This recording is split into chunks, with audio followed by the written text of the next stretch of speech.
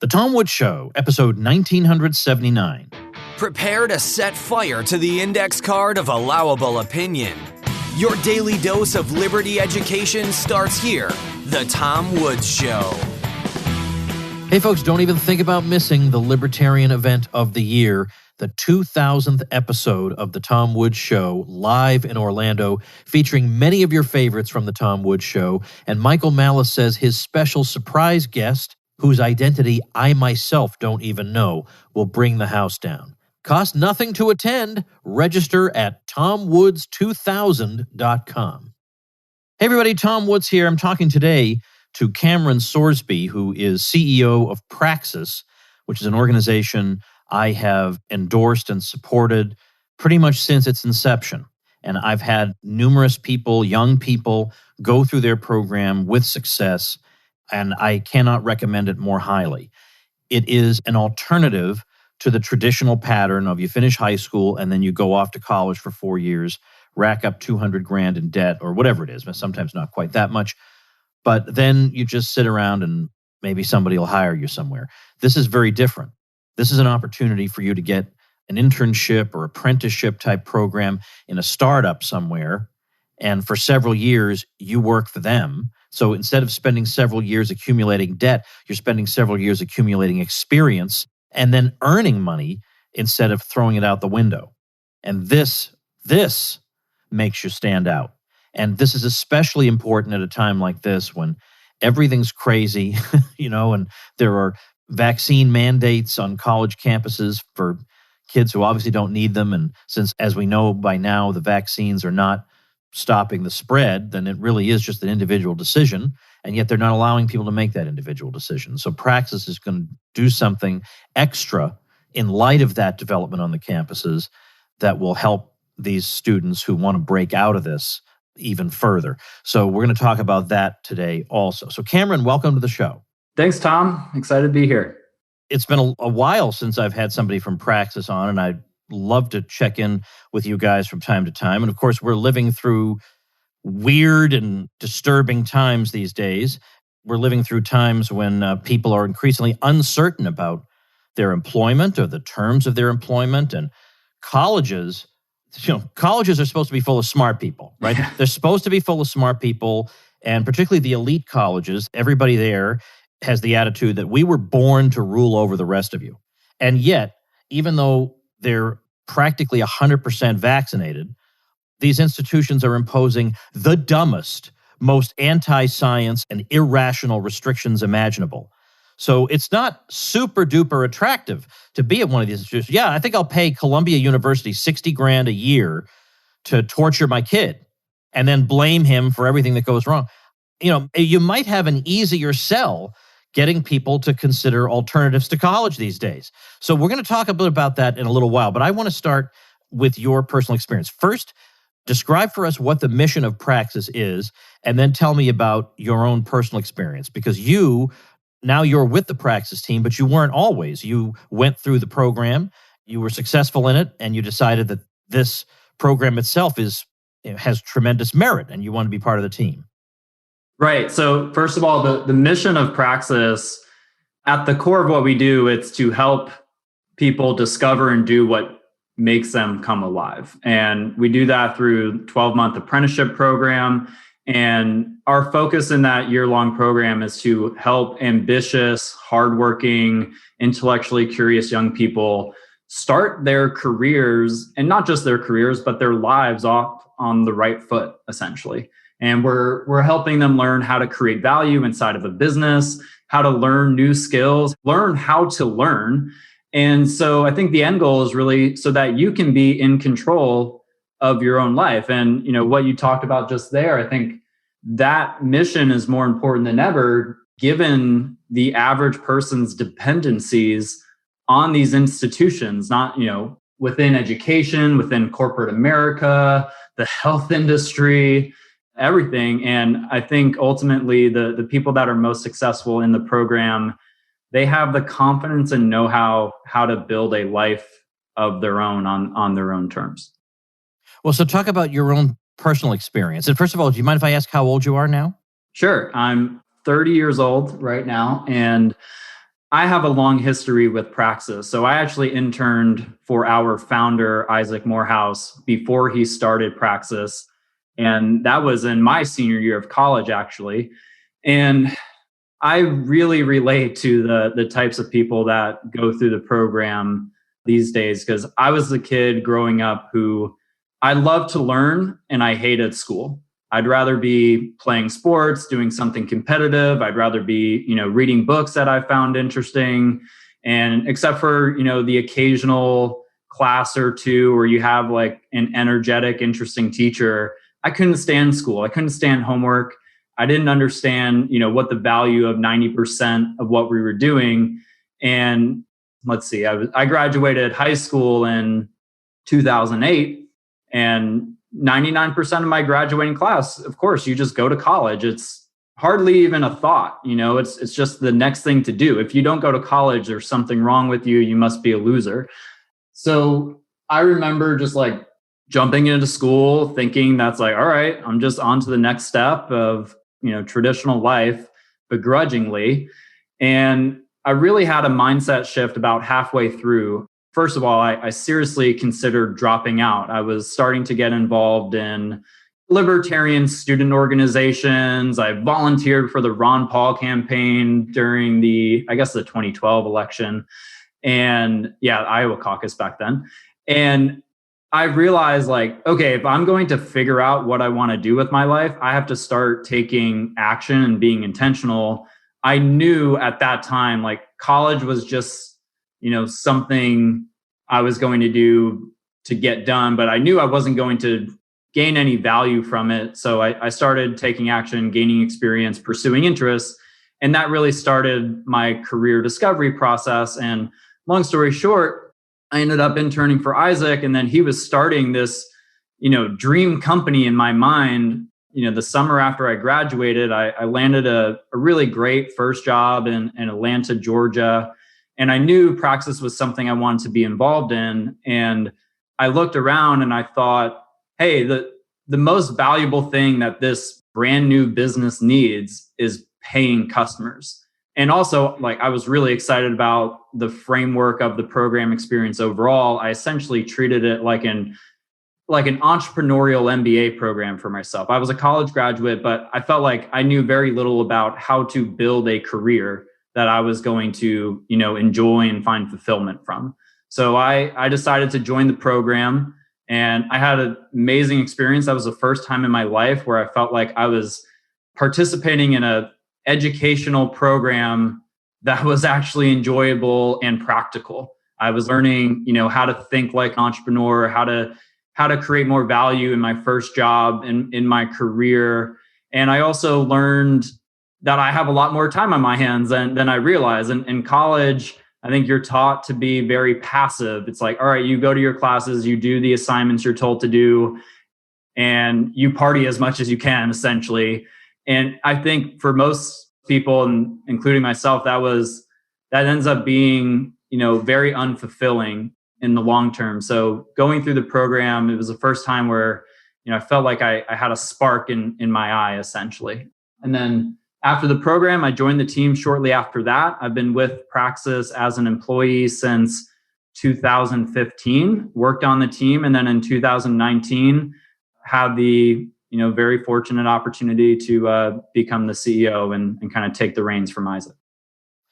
Well, that's really exciting. Now, especially, as I say, especially in this day and age, when I think there are going to be more and more people looking at alternative ways of pursuing the course of their lives. Because as you say, the standard view is that you finish high school, you go off to college for 4 years, and maybe even more education after that. That's the course of action a lot of people take without, as you're suggesting, without really even thinking about it. Because if you don't do that, then you're some kind of a loser.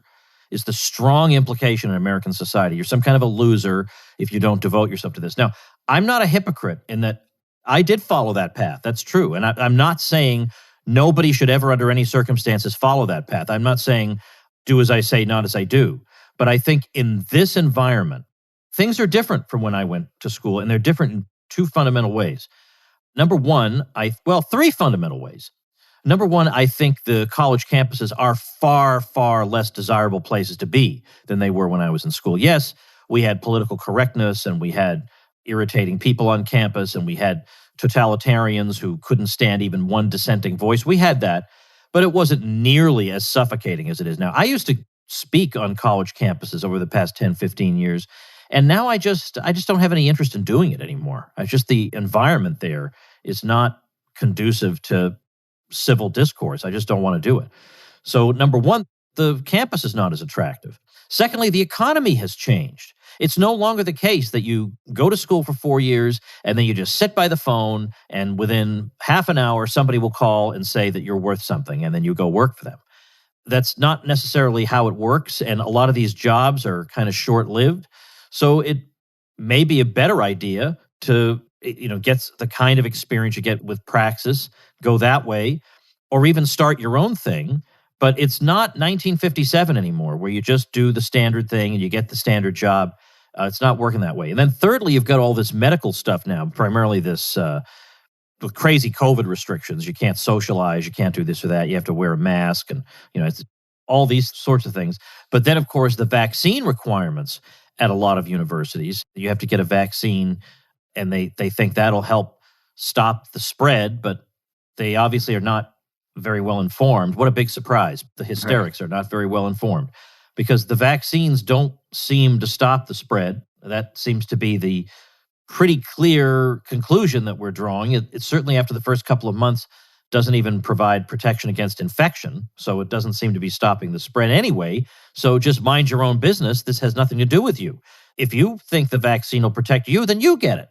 But of course, that's not, the universities are where every fashionable opinion gets amplified. So, of course, it's happening there. And now you have some students who think, why would I, when I have a risk profile of basically zero, and you may say, well, there aren't that many side effects from the vaccine. Well, that's debatable, but let's say that there weren't. Still, if there are any at all, and I'm a kid who already had the virus in particular, then I am at basically zero risk for COVID. So the only risks would be those side effects. So why would I expose myself to them? And it just doesn't make sense. Why can't I make my own decision based on the available information? So because of these three reasons, it's no longer simply obvious, or it shouldn't be, that you finish high school and you just go off to college. That now, I'm not saying it doesn't work. I'm not saying that I would never recommend it, but it's far from obvious that it's the best or only course of action in this case. At absolute minimum, if you're a family with, teenage children and you're starting that decision process of what are post-high school plans, you should be considering all of your options as opposed to, like you said, like when, people that are at the age where they're having teenage children, when they were in school, it was absolutely the 100% default. And same thing with my generation as well.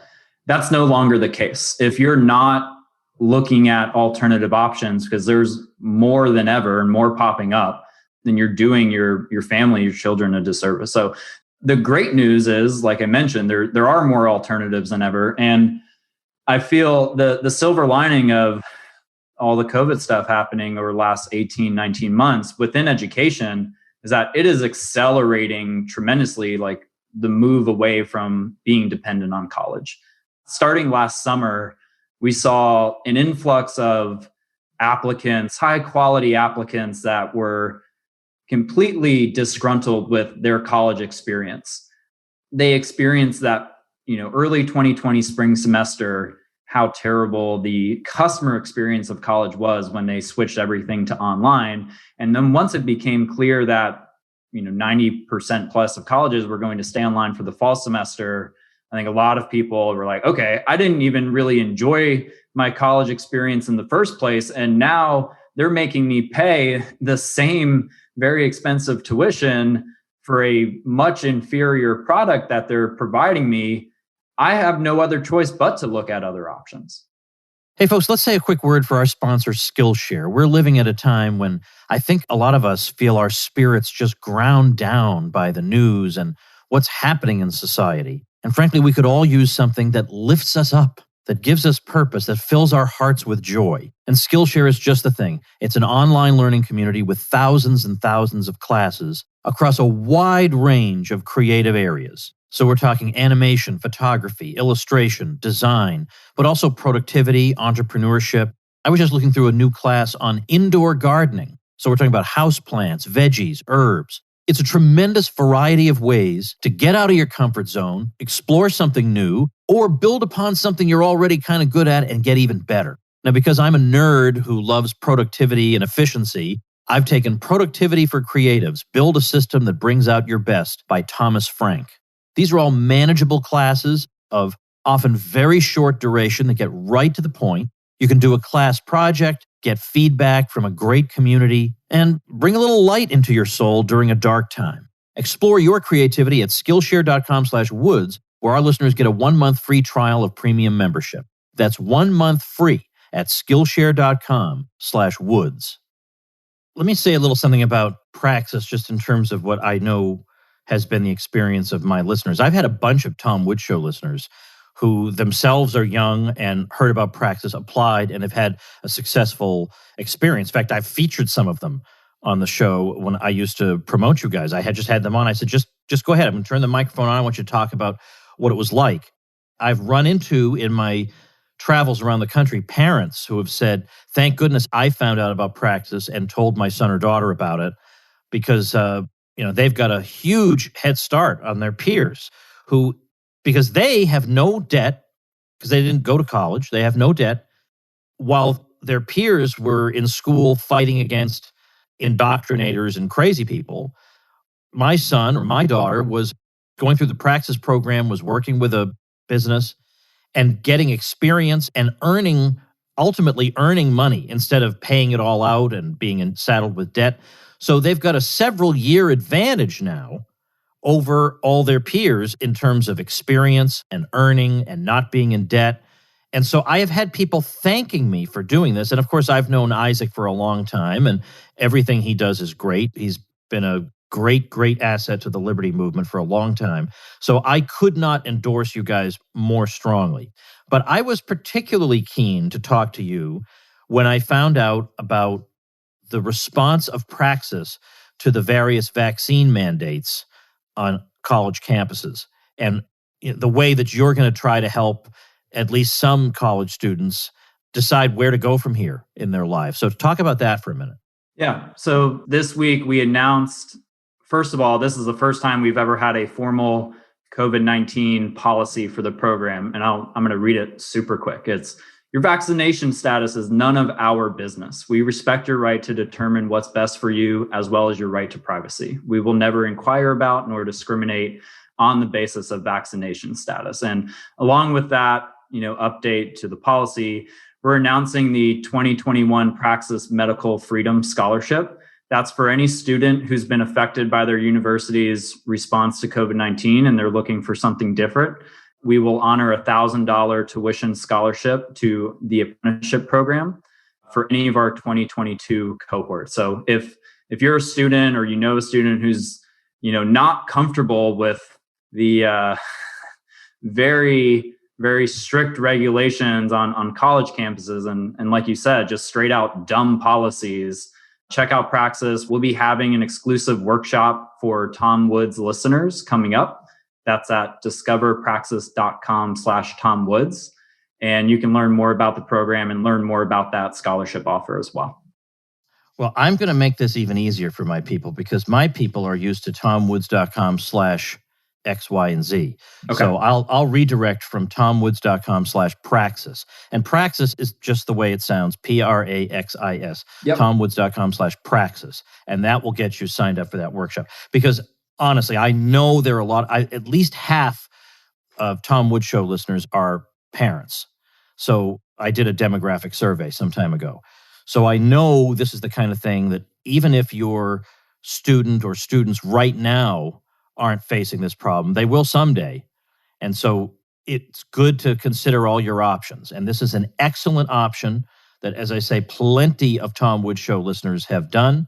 And it makes them stand out also. Because when they go off to, maybe they want to get another job. Maybe they don't want to stay with the company they started off with through Praxis. Maybe they want to get another job.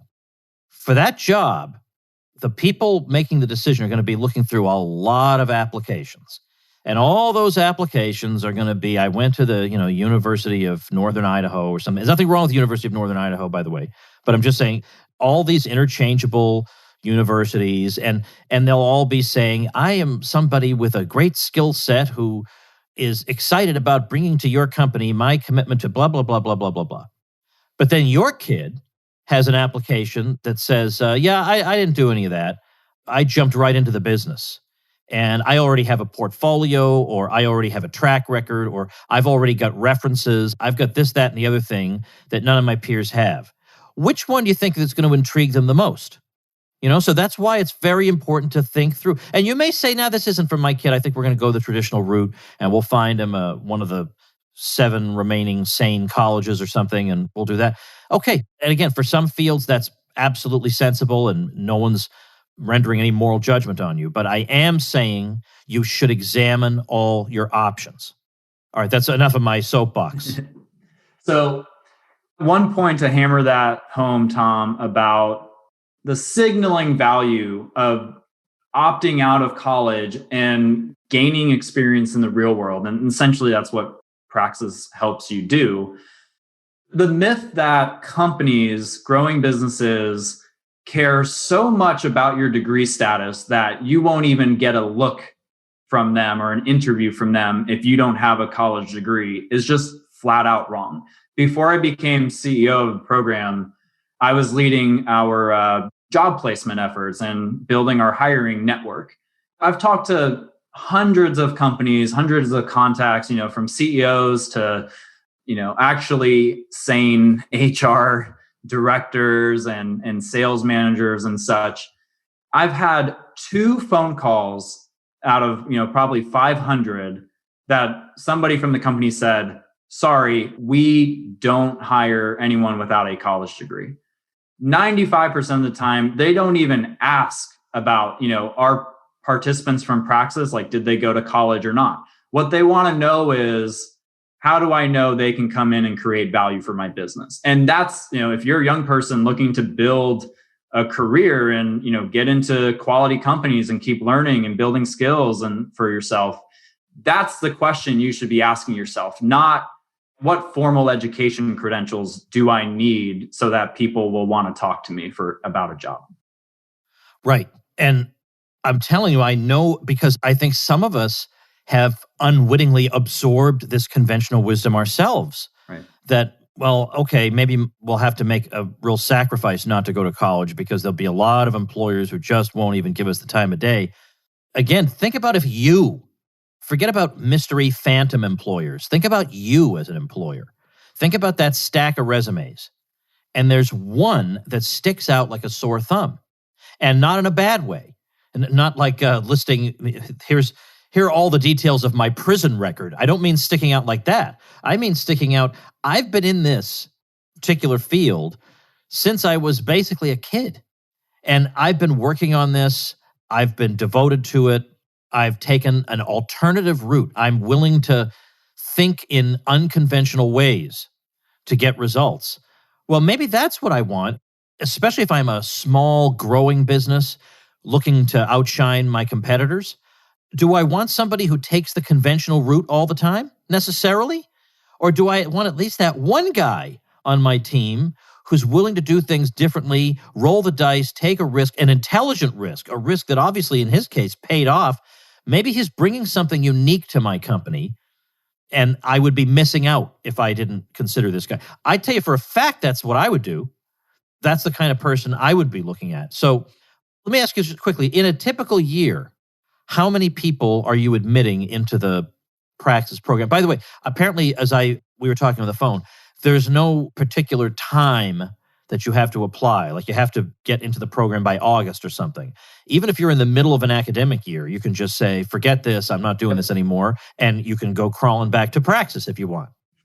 Right. So we start new cohorts of apprentices 9 months out of the year. So our applications are always open on a rolling basis. We have a lot of applications right now, from freshmen and sophomores in college where they were giving college like one last chance.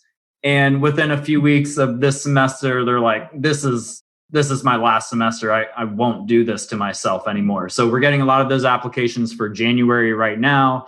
And we have cohorts available all the time. So anytime you're ready to drop out of college or consider other options, we'll be here for sure. And then, Tom, what was the first question there? I had lost track. Oh, well, I think I may have just been yammering on, maybe not necessarily with a question, but was how many people come through? Right.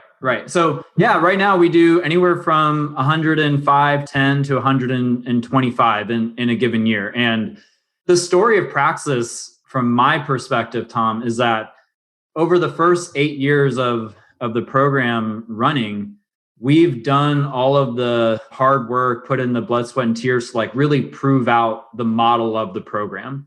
And for the last few years, we've been consistently accepting around 100 to 120 participants, putting them through the program, go through boot camp. We help them get, awesome early career jobs at growing companies. And then we provide them 6 months of support during that time. And then honestly, the best thing about Praxis, I think I hear from participants, is that it really does become a long-term networking community that you stay a part of. So we have alumni that are 3 years, 5 years, 10, not 10, 7, 8 years out of the program now, that they're still, gaining value from the network. And they're also, coming on and hosting workshops for new participants and stuff. It's really cool to see how the ecosystem is built and developed over time. But I think we're at that inflection point where I could very easily see us going from, around 100 to, the 300 to 500 range in the next couple of years. And that's predominantly because compared to when we started the program, there's more people than ever looking at alternatives. I think, in 5 years from now, it's going to be very like your average normie that isn't listening to Tom Woods. They're looking at other options in college just because of how crazy things have become, on all fronts, the financial side of college, the actual outcomes as far as, jobs and career readiness, and then everything that's going on with COVID and all the woke stuff. I just want to make sure we emphasize something in particular. Now, how long is the apprenticeship period again? 6 months. So you go through a 6-month boot camp that culminates with you landing a job with a company or a network. And then you're hired full time by that company. So if you're doing good work, you want to stay there, they want to keep you on. 90% of participants stay on at the companies they apprentice with for a year or two, but you get 6 months of dedicated support during the first portion of your job. Okay, good. So you have a job at the end of this thing, not just during the period as the apprentice, but at the end, you can just keep on working there if you like, or you can take what you've learned and go somewhere else. But, that's not a bad offer you're getting here from Praxis. That's not a bad arrangement, especially since the world of the 4 years in the insane asylum comes with no particular guarantee. You could be sitting by that phone for quite a while. So it's an amazing thing, honest to goodness, amazing thing. So parents and, of course, let's say ambitious younger folks, you should go to tomwoods.com/praxis and get the information you need to see if this is right for you. But I think it's really, really hardcore that you guys decided that you would have this special scholarship for people who are stuck in these colleges because of the COVID vaccine requirement. Tom, I frankly, I got tired of seeing every day, companies and colleges forcing medical decisions upon their students, their employers, et cetera. And, we haven't been extremely outspoken about this stuff. We've been focusing on building the best program, serving our customers. But it's gotten to the point where I feel like the small contribution we can do is like, make it clear, like, hey, like, if you don't feel welcome on campus or in your job, like, we will help you build the career you want. And, we still value your privacy as far as your medical freedom. And I just thought this was one small thing we could do to contribute to that message. Well, it's great. And we need a lot more institutions in society willing to step forward and say, we're not going to demonize a huge chunk of the American population. In fact, we're going to help them the same way we would help anybody else. So tomwoods.com/praxis is where you should go. I'll link to it at tomwoods.com/1979.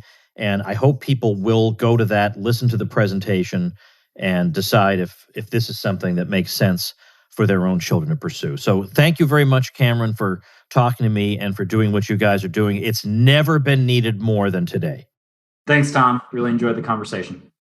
All right, folks, that's going to do it for today. Now, next episode, number 1980, is going to be a similar family of episodes in that today's episode was about breaking free, when the circumstances call for it, of the university system. But in the next episode, we're going to be talking about what to do to break free from so-called cancel culture. Like, what do you do when you get doxxed on the job? Oh, look, this person wrote this blog post. You better fire him, that sort of thing. What can you do to prevent yourself from being in that situation? But if it does happen to you, what next? What would happen to you next? What steps can you take next? We're going to talk to a very interesting guest about exactly what to do in that situation. So if you like and appreciate what's going on here at the Tom Woods Show, then do please become a supporter at supportinglisteners.com. And among the many benefits you receive, in addition to transcripts of all the interviews I do and many goodies, many goodies, wait till you see all the goodies. You also get membership in the Tom Woods Show Elite, which is my private group for normal people. And heaven knows we need that nowadays. So check that out at supportinglisteners.com, and I'll see you next week. Become a smarter libertarian in just 30 minutes a day. Visit tomwoods.com to subscribe to the show for free, and we'll see you next time. Like the sound of the Tom Woods Show? My audio production is provided by Podsworth Media. Check them out at podsworth.com.